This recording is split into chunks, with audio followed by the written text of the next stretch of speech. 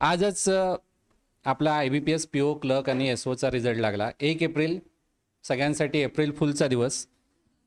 पण बँकेमध्ये ज्यांना करिअर करायचं आहे त्यांच्यासाठी सगळ्यात महत्त्वाचा दिवस. कारण याच दिवसापासून तुमचं करिअर जे बँकिंग सेक्टरमध्ये तुम्ही करणार आहात ती फर्स्ट स्टेप होते. याच दिवशी आपला रिझल्ट लागतो.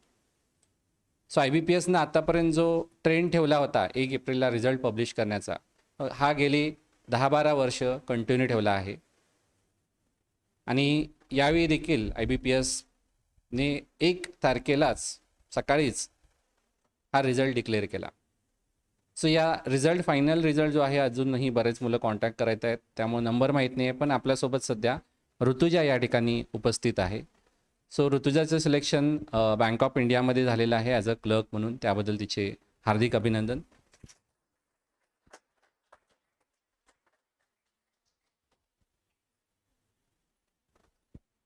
सो ऋतुजाने बघायला गेलं तर ऋतुजाचा हा प्रवास जो आहे हा एकदम छोटा आहे. फार कमी वेळेमध्ये तिनं हे यश मिळवलं होतं. आपल्या इचलकरंजी ब्रांचला तिनं क्लास लावला होता आणि त्यानंतर ती इथं स्टडी रूमला आपल्या कोल्हापूर ब्रांचला येत होती. तुम्ही बघत असणारच आहे, स्टडी रूममध्ये डेली ती येत होती आणि मेहनत केली म्हणून तिला एवढ्या कमी वेळेमध्ये हे यश मिळालं.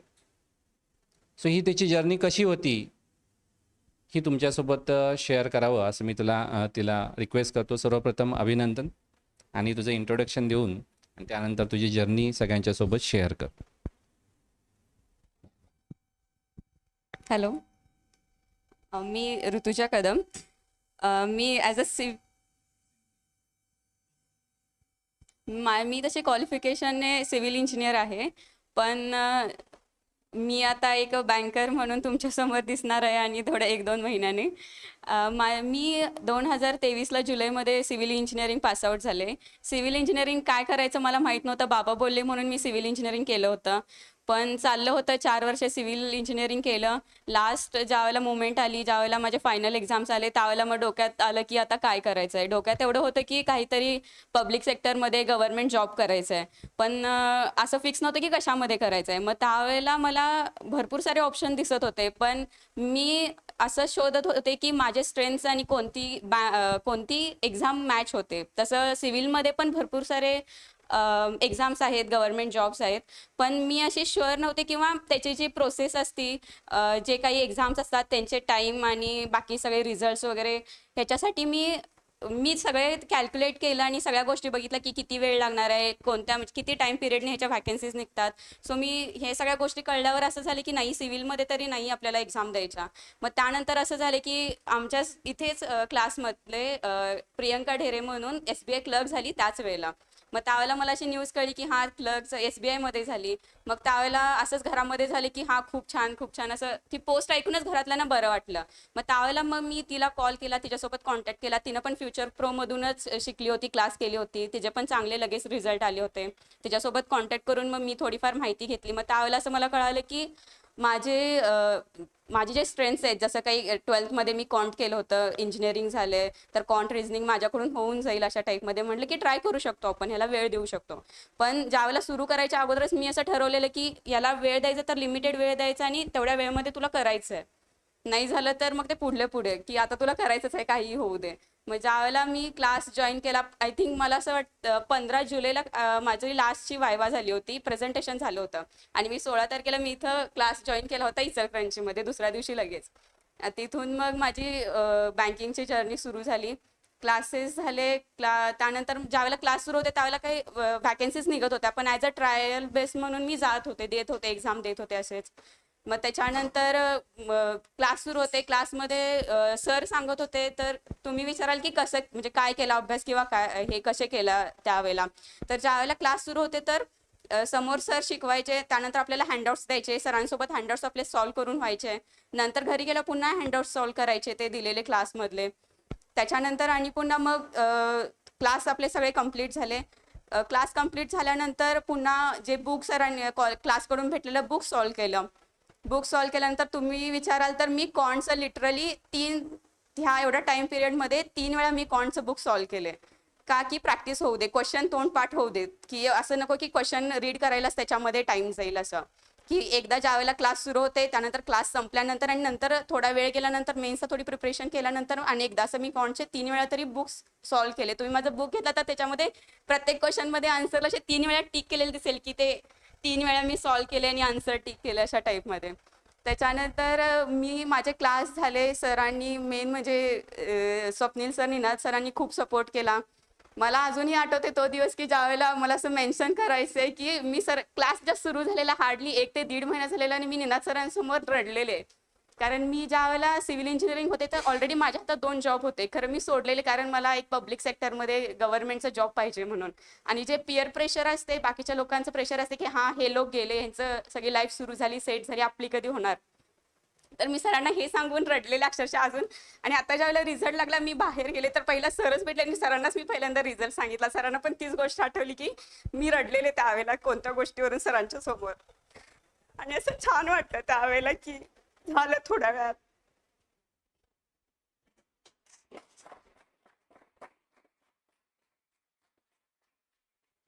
घरच्यांच्याकडून पण असं होतं की हा कर, पण असं नको की करते करते 2-3 वर्ष सुरूच आहे असं काही नको म्हणून.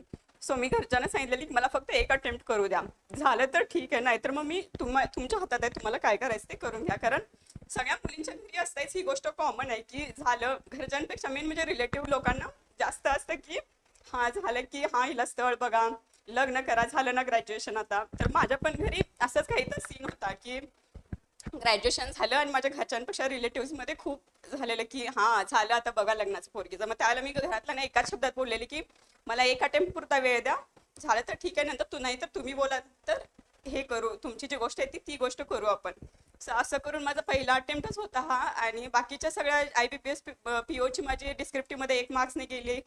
मेन्सची एक्झाम सगळ्या ऑलमोस्ट सगळ्या माझ्या प्रीच्या एक्झाम निघालेल्या RRB PO सोडून पहिल्याच वेळेला. त्यावेळेला पण मला खूप वाईट वाटलेलं की 1 वर्ष अभ्यास केलाय, पहिलाच अटेम्प्ट आहे, RRB POची पहिलीच एक्झाम असते आणि तिथंच माझी त्यावेळेला कट ऑफ जास्त लागलेला आय थिंक दरवेळेपेक्षा. आणि असं वाटलं की पहिलीच एक्झाम आहे आणि पहिल्याच एक्झामला साधी तुझी प्री नाही निघाली, मग पाठीमागच्या IBPSच्या काही तू एक्झाम, असं म्हणतात की RRBची रिलेटिव्हली कमी ह्याची असते थोडी लेवलची. आणि मला असं झालं की त्यावेळेला मी खूप रडले. आय थिंक अजून पण मला तो सीन आठवतो की गणपती आलेले आणि त्यावेळेला रिझल्ट लागलेला संध्याकाळचा 8 वाजता.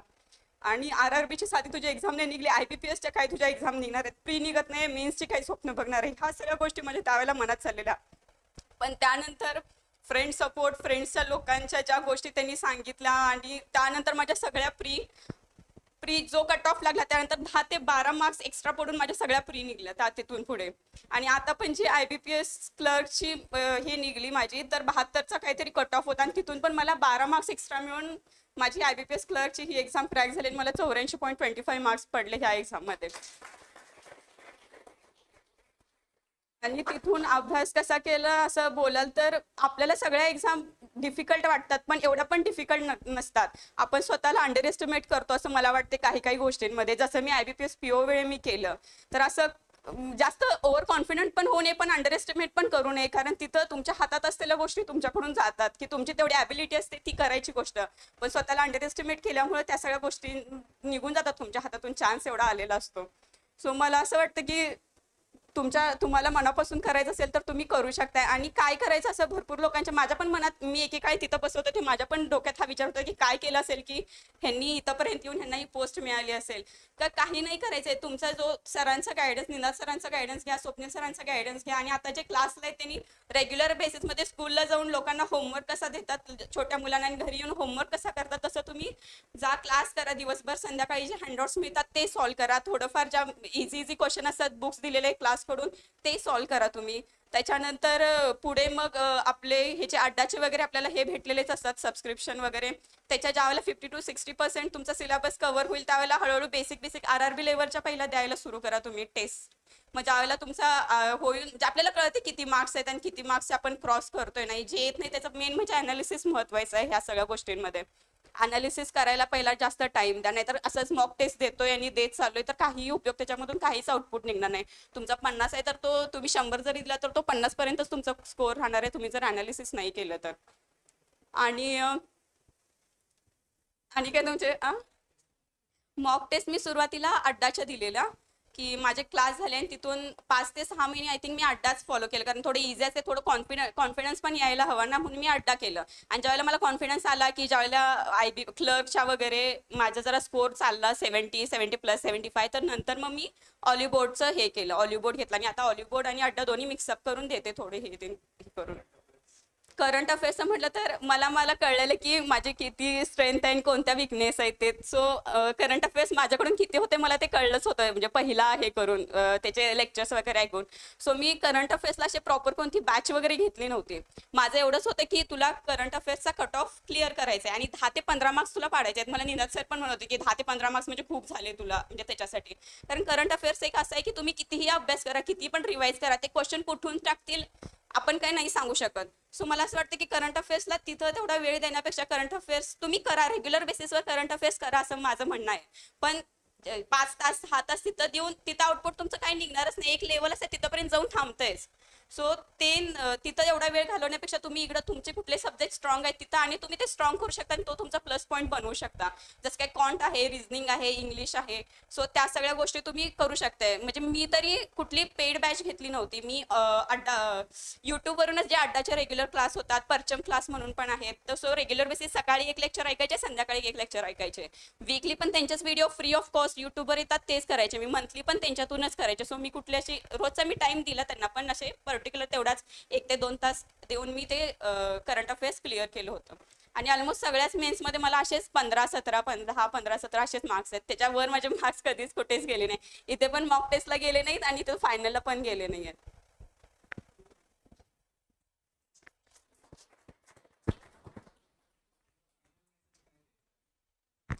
फायनल मेसेज मला असा द्यायचा आहे की एकतरी तुमचा फ्रेंड सर्कल बघा. फ्रेंड सर्कल भरपूर इम्पॉर्टंट आहे आणि तुम्हाला असं वाटत असेल तर तुमच्या आयुष्यात मोजकीच लोक असली तरी चालतात. नंतर तुम्ही तुमची पोस्ट मिळवला तर बाकीची लोक आपोआप तुमच्या जवळ येतील. एकतरी फ्रेंड सर्कल, सोशल मीडियापासून खूप लांब राहा, कारण एकतरी आपले फ्रेंड्स असतात, पिअर प्रेशर असतं ते खूप असतं. कारण माझं व्हॉट्सअप मी आज इन्स्टॉल केलंय सकाळी, ते पण लोकांचे कॉल येत आहेत म्हणून की त्यांना थँक्यू म्हणणं हे तरी जबाबदारी आहे म्हणून. ज्यावेळेला मी क्लास जॉईन केला होता इचलकरंजीमध्ये 2023 जुलैमध्ये, त्यावेळेला मी व्हॉट्सअप, इन्स्टा सगळ्या सोशल मीडिया मी अनइन्स्टॉल करून टाकलेलं. ते असं ठरवलेलं की मी ज्या वेळेला येईन, ज्या वेळेला माझी पोस्ट निघेल त्यावेळेला सगळ्यांना थँक्यू म्हणायला मी व्हॉट्सअप माझं इन्स्टॉल करेन पुन्हा, असं ठरवलेलं मी. लोक घराचे फ्रेंड्स विचारत होते, रिलेटिव्ह विचारत होते, अरे व्हॉट्सअप कुठे आहे, दिसत नाही, स्टेटस दिसत नाही. असं मी सरळ सांगत होते माझं हे फोन खराब झालाय, ज्यावेळेला सुरू करीन त्यावेळेला सांगेन म्हणून. सो ती एक महत्वाची गोष्ट आहे. आणि एक म्हणजे तुम्ही स्वतःला टाइम लिमिट घालून घ्या, की ते थोडं प्रेशर येते ते आहे, पण असं चाललंय चालू दे, रोज यायचं बसायचं करायचं, हा ही नाही ना तर नेक्स्ट, असं नको व्हायला. तुम्ही आहे ना, हा माझे पहिला अटेम्प्ट इथं काहीतरी ठरवा, आता हा माझा अटेम्प्ट आहे ना, तर इथं मला सगळ्या आपल्या प्री क्लिअर करायचे, नेक्स्ट अटेम्प्ट तर मला सगळ्या मेन्स क्लिअर करायचे. असं स्वतः पुढे काहीतरी टार्गेट ठेवा, काहीतरी एम ठेवा आणि त्याप्रमाणे चालायला लागा. नाही ते रोज येऊन रोजचं शेड्यूल तेच बनत जाते आणि एक पॉईंट असा येतो की कंटाळा येतोय त्या सगळ्या गोष्टीचा, पुन्हा पुन्हा त्या करण्यात काहीही हे नाही. जेव्हा तुम्ही इथं क्लास हे करता त्यावेळेचा जो उत्साह असतोय तो एका वर्षानंतर पुन्हा त्याच गोष्टी करण्यात तो उत्साह राहत नाही, तेवढी एनर्जी पण राहत नाही. सो असं मला वाटतं की आता तुमचा पहिला अटेम्प्ट आहे, सगळ्यांच्यात ती ॲबिलिटी असते की ते तुम्ही करू शकताय, फक्त स्वतःला अंडर एस्टिमेट करताय तुम्ही की खूप अवघड आहे किंवा खूप सगळं असं खूप काही रॉकेट सायन्स लागत नाही. प्रॅक्टिस आणि प्रॅक्टिसच फक्त लागते आणि तुमचा फोकस त्या गोष्टीवर, बाकी काही नाही लागत. सो मला असं शेवटी एवढंच बोलायचं की मला Ninad sir, Swapnil sir, future pro class, तुम्ही सगळेजण माझे फ्रेंड्स, मेन म्हणजे माझे घरातले मम्मी पप्पा, स्पेशली पप्पा जो सपोर्ट केलेत त्यांच्यामुळेच मी इथं आली आहे आणि खूप छान वाटते. आज रिझल्ट लागला, काल तर रात्री मला झोप लागली नाही की ही विचार करत होते की नाही माझा 0.5 जाणार, 0.1 जाणार, पण असं झालं की आणि पण वाटतं की पुन्हा तू स्वतःला अंडर एस्टिमेट केलीस, असं झालं की माझं 12 मार्क्स एक्स्ट्रा मिळून मी पास झाले ही गोष्ट करून.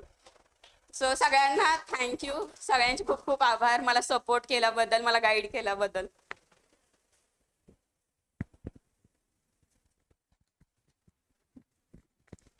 सो ऋतुजाने बघा फार ब्युटिफुली तिची जर्नी या ठिकाणी तुमच्यासमोर मांडली आहे. आणि तिने स्वतःलाच ठरवलं होतं, स्वतःला असं बंधन घालून दिलं होतं की मला लवकरात लवकर ही पोस्ट काढायची आहे. आणि त्यासाठी पहिली स्टेप तिने केली होती ती म्हणजे सोशल मीडिया ॲप्स अनइन्स्टॉल केल्या होत्या. आणि आज 1 एप्रिलला तिनं सोशल मीडिया इन्स्टॉल केलेलं आहे आणि बिंदास तिनं आज स्टेटस टाकला असेल, लावलाय का स्टेटस? ओके, स्टेटस लाव आज आणि सगळ्यांना आज जगाला कळू दे की जे तू इतके दिवस सोशल मीडियापासून लांब होतीस तर यामधल्या पिरियडमध्ये काय करत होतीस. सो मी हेच सांगत असतो बघा की तुम्हाला काही ना काहीतरी सॅक्रिफाईस हा करायला पाहिजे. सॅक्रिफाईस जोपर्यंत तुम्ही करणार नाही तोपर्यंत तुम्हाला यश मिळणार नाही. साधे साधे असतात बघा या गोष्टी, पण आपलं जे ध्येय आहे त्या ध्येयापासून कुठं ना कुठेतरी लांब घेऊन जाण्यासाठी या गोष्टी कारणीभूत ठरत असतात. आणि यांना जर आपण बाजूला ठेवलं तर अगदी कमी वेळेमध्ये आपण यशस्वी होऊ शकतो. आणि ज्या ज्या मुलांचं कमी वेळेमध्ये सिलेक्शन झालेलं आहे आपल्या फ्युचर प्रोच्या विदिन 1 इयर, त्या सगळ्यांच्यामध्ये एक गोष्ट कॉमन आहे जी परत परत मी सांगतो. त्यांनी जो सोर्सेस आहेत हे आपण जे इथं दिलेले आहेत तेच फॉलो केले. वेगळं असं त्यांनी काय फॉलो केलं नाही. अगदी ज्या एखाद्याचं 6-7 महिन्यामध्ये सिलेक्शन किंवा वर्ष 1.5 वर्षामध्ये सिलेक्शन, सगळ्यामध्ये ही कॉमन गोष्ट आहे. जेवढं तुम्हाला दिलेलं मटेरियल आहे तेवढं जरी तुम्ही फॉलो केलं तरी सफिशियंट आहे. तुमची एक्झाम निश्चितच निघू शकते. सो ऋतुजा, कॉंग्रॅच्युलेशन आणि पुढील वाटचालीस तुझ्या हार्दिक शुभेच्छा. आणि आमची अशी इच्छा आहे की आता एकदा बँक ऑफ इंडिया क्लेरिकलला सिलेक्शन झाले त्यामुळे तुला घराजवळ पोस्टिंग मिळेलच.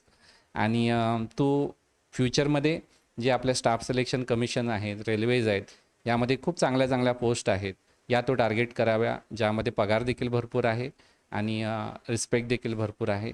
त्यामुळं आम्ही तुझं फेलिसिटेशन यावेळी जे आपलं बुक आहे अड्डाचं स्टाफ सिलेक्शन कमिशनचं ते देऊन करत आहोत.